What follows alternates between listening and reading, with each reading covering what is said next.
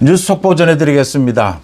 헌법재판소의 이 마은혁 헌법재판관 임명에 대한 권한쟁의 사건입니다. 이 재판이 50여 분 만에 끝이 났습니다. 변론이 종결이 됐습니다. 그런데 예상했던 대로 헌법재판소가 아무런 결정도 하지 못하고 다시 회의를 열어서 헌법재판관들의 회의를 열어서 선고 일자도 다시 정하고 이 선고를 할 것인지 어떤 내용으로 선고할 것인지 이것도 다시 정하겠다라고 했습니다. 헌법재판소가 아무런 결정을 하지 못한 셈입니다. 그러니까 문영배 이 권한대행이 오늘 이 50분 동안 변론을 마친 다음에 변론은 종결을 한다. 그런데 선고 시기, 선고 내용 이런 부분에 대해서는 다시 정해서 당사자에게 통지하겠다 이렇게 밝혔습니다. 오늘 재판의 쟁점은 국회의 이 우원식 국회의장이 국회의 이름으로 권한쟁의 심판을 청구한 것입니다. 헌법재판소에. 그러니까 최상목 권한대행이 지금 마은혁에 대해서 이 임명 보류하고 있는 부분, 이게 행정부가 국회의 권한을 침해했다. 그래서 권한쟁의 심판을 청구한 것입니다. 이게 자격이 맞느냐, 절차가 맞느냐, 우원식이 단독으로 국회 이름으로 이렇게 권한쟁의 심판을 청구할 수 있느냐, 국회의 의결을 거치지 않았다라고 하는 것입니다. 국회 본회의에 과반 이상의 이 의결을 거쳤어야 되는 것이다. 이게 팽팽히 맞섰습니다.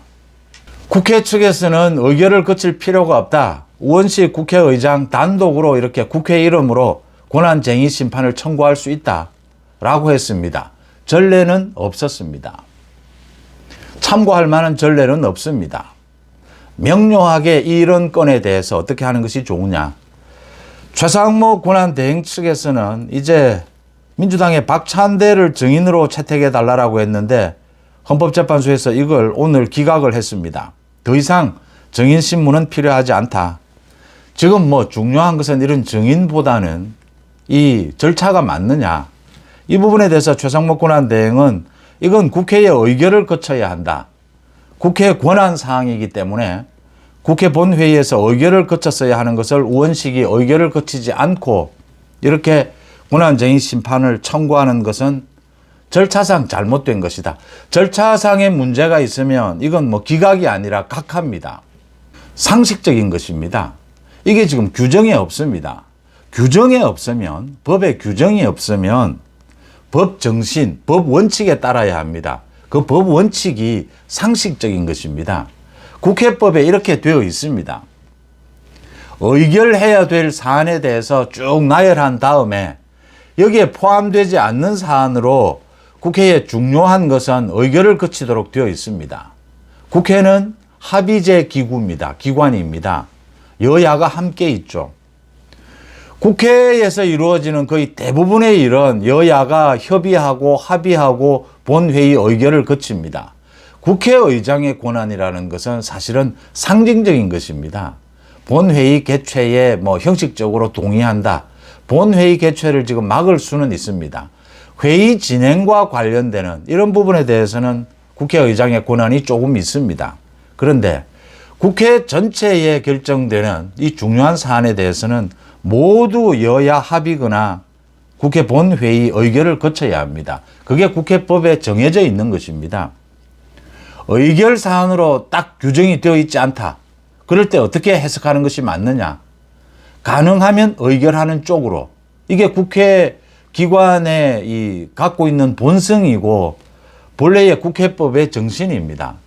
이게 국민들의 상식이죠. 그 소위 비상계엄과 관련되는 검찰 조서, 이게 지금 헌법재판소의 이 헌재 심리에서 이게 증거로 채택이 될 수 있느냐. 당사자가 부인하면 증거 채택이 되지 못하도록 지난 2020년에 형사소송법이 개정이 됐습니다. 헌재가 거의 대부분 이 재판 절차를 형사소송법 절차를 준용해서 따라야 합니다. 그런데 헌재의 독자적인 결정을 할 수도 있습니다. 그런데 헌재가 재량권 있게 독자적인 결정을 하더라도 형사소송법의 이 절차를 더 까다롭게 하는 쪽으로 해석하는 것이 그게 인권에도 맞고 국민적인 상식에 맞는 것이죠. 규정이 딱 되어 있지 않고 이건 재량권이라고 했을 때는 뭐든지 국민적인 상식에 따라야 하는 것입니다. 법 정신에. 마찬가지입니다. 국회법에는 거의 대부분을 국회 중요한 사안은 의결하도록 되어 있습니다. 그러면 국회의장이 이걸 재량권으로 국회의장이 마음대로 할 수 있다? 안 됩니다. 가능하면 의결을 거치는 것이 맞습니다. 또 있습니다. 그 소위 한덕수 대통령 권한대행에 대해서 탄핵을 할 때 규정이 없습니다. 대통령 권한대행 200석이 필요하냐 아니면 151석이냐. 의원식이 마음대로 151석으로 결정을 했습니다. 이거 법에 딱 정해져 있지는 않습니다. 그러면 국민적인 상식은 무엇이겠습니까? 이 법리는 무엇이겠습니까? 까다롭게 하는 겁니다. 그래야 인권 보호고 그래야 기존의 절차, 우리 행정부 또는 국정 운영 절차에 따르는 것이 되죠. 까다롭게 해석하는 것이. 재량권을 마음대로 이렇게 자기 해석대로 하는 것이 아니라 이게 이제 법의 상식인 것이죠. 200석이 맞다라고 하는 것이고요. 지금 이 마흔이억 관련해서 권한쟁의 심판, 이건 의원식이 완전히 실수한 것입니다. 헌법재판소가 지난 3일에 이거 선고하려고 하다가 재판관들이 완전히 두 쪽으로 쪼개진 겁니다. 이거 선고 못한다.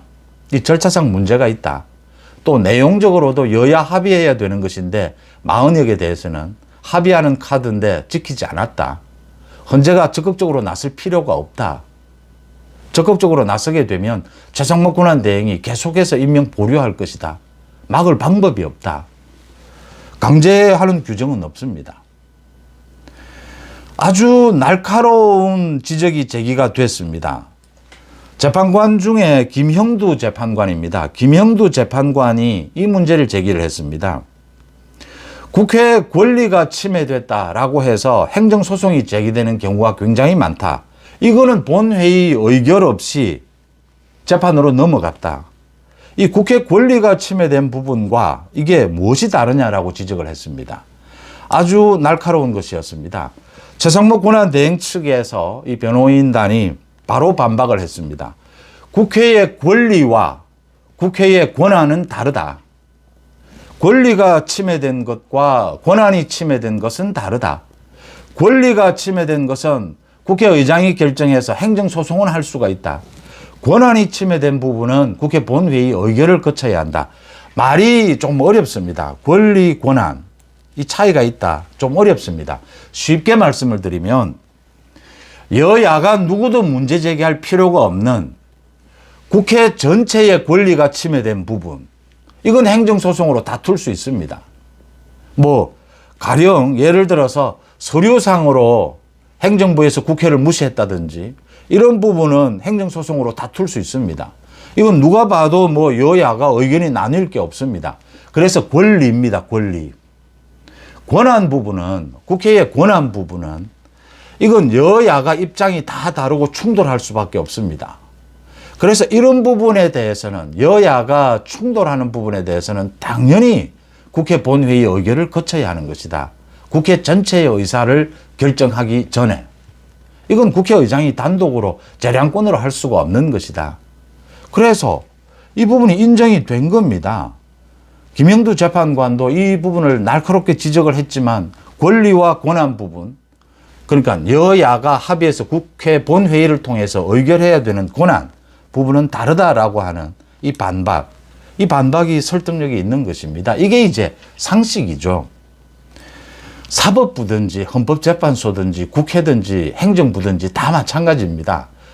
선거관리위원회든지 법을 해석하고 적용하는 데 있어서 국민들의 상식에 따르지 않으면 인권 존중, 기존의 판례를 존중하고 재량권이 있다 하더라도 재량권을 까다롭게 해석하는 것, 이게 법의 정신입니다.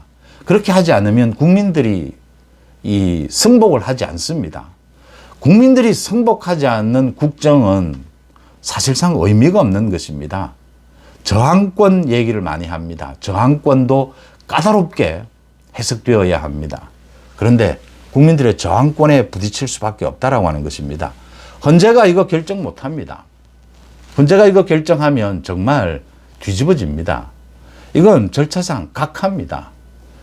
이 문영배가 이 결정을 하고 싶어서 뭐 지난 3일 선고도 잡았다가 또 이렇게 미루고 이제 변론은 종결을 한다. 더 이상의 변론은 의미가 없는 겁니다. 이거 지금 4대4, 5대3으로 나뉘게 되면 이건 각하입니다. 선고 일자 뭐 잡아야 할 겁니다. 각하입니다. 또는 뭐 잘해야 기각입니다. 이걸 인용을 해도 최상목 권한 대행은 이미 다 이제 국민들 앞에 설득력이 있는 상식적인 최상목 권한 대행의 이야기를 한 겁니다. 이건 의원식의 결정적인 실수다. 이건 국회 본회의를 거치지 않아서 절차를 어긴 것이다. 그 다음 내용적으로도 여야 합의해야 되는 카드인데 이 재판관 추천은 합의하지 못했다. 그래서 헌재가 뭐 인용 결정을 내리더라도 그럴 리도 없고 그럴 수도 없지만 내리더라도 최상목 권한 대행은 임명 보류입니다. 이건 계속 검토할 수밖에 없다. 민주당에서 최상목 권한 대행에서 이걸 임명 보류를 계속하면 이 뭐 직권 남용, 직무유기로 고발하겠다라고 하는데 고발하라. 방법이 없는 것입니다. 중요한 것이 또 하나 있습니다. 이 40혁에 대해서 임명을 결정하는 것이 먼저냐, 한덕수 권한 대행에 대해서 탄핵한 부분 이 결정하는 것이 먼저냐. 헌법재판소가 오는 19일 한덕수 탄핵에 대해서 심리 변론을 하겠다라고 정해놓았습니다. 한덕수가 먼저 결정이 되어야 합니다. 왜냐하면요, 한덕수 탄핵 의결을 하는, 말씀드린 대로 이걸 151석으로 할 것이냐 200석으로 할 것이냐, 이것도 의원식의 결정적인 실수입니다. 이렇게 규정이 되어 있지 않고 재량권이 있을 경우에는 까다롭게 해석해야 합니다. 탄핵은 한덕수 권한 대행에 대해서 정치적으로 행정적으로 사형 선고를 내리는 것입니다. 사형 선고를 내릴 때는 법 해석을 까다롭게 하는 것입니다. 그게 법의 정신입니다. 인권 보호의 정신이죠. 국민들의 법 상식이죠. 의원식이 이것도 어긴 겁니다.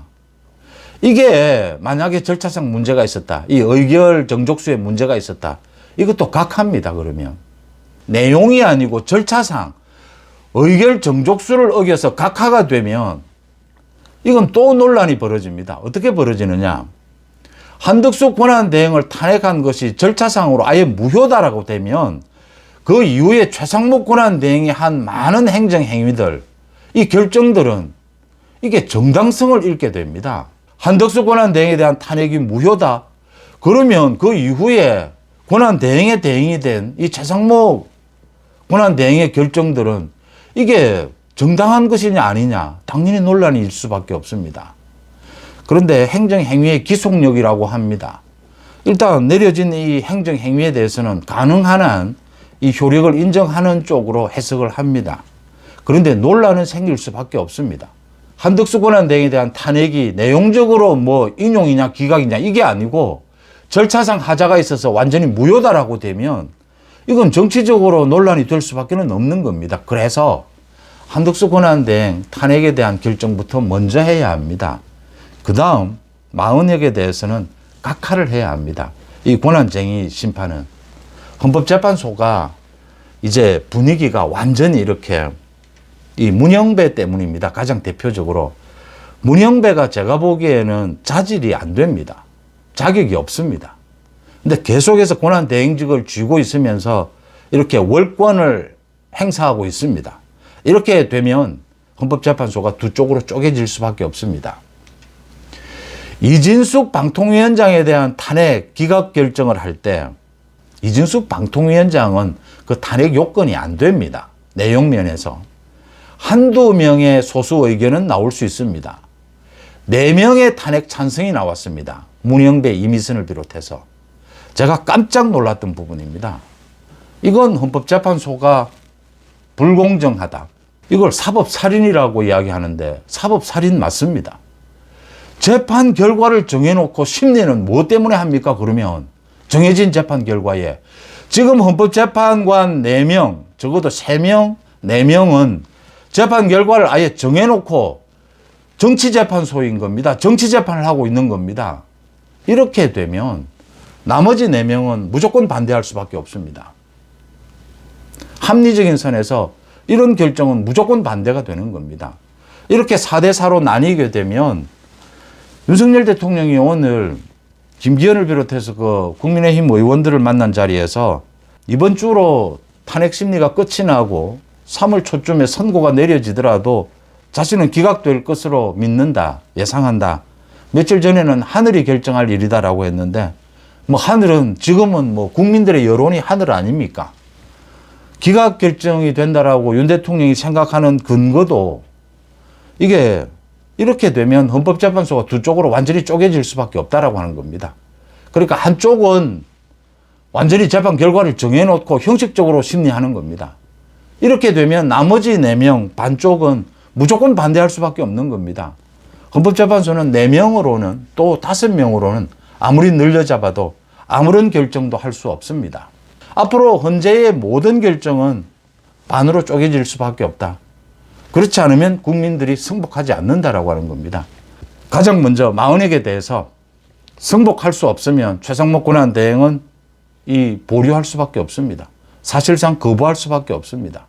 최상목 권한대행이 국민의 뜻을 가장 먼저 보여주게 될 것이다. 헌재의 결정에 승복하지 않는 그런 태도를 보여주게 될 것이다 라고 읽히는 대목입니다. 헌재가 수상합니다. 흔들리고 있습니다. 헌재가 완전히 반쪽으로 쪼개졌습니다. 헌재가 헌법재판소가 아니라 정치재판소로 변질됐기 때문입니다. 송은재 TV 마칩니다. 고맙습니다.